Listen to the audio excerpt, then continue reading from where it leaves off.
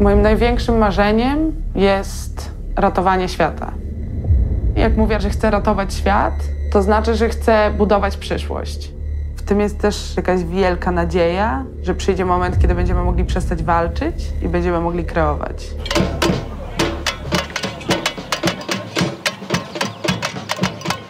So now we must fight harder than we've ever done.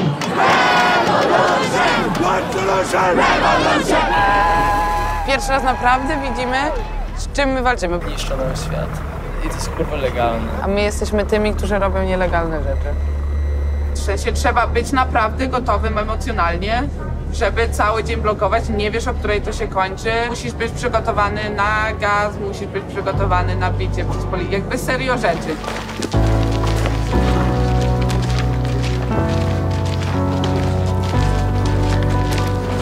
Go, go, go, go, go, go, go!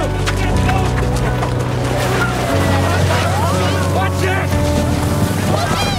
No ale po tych wakacjach totalnie się zgubi. Dla mnie to jest okropnie trudne. Zostało nam te 10, 9, nie wiadomo ile lat. Boję się o moją przyszłość, o naszą przyszłość, więc zmieńmy ten system. Niech to nie będą tylko puste słowa. Nie czekajmy, aż ktoś zrobi to za nas. Zmienimy świat. Zbierają puszcza, swoich ludzi ma. My będziemy murem za nią stać, chociaż będzie trudno, to co wspólne ocalimy zwiat.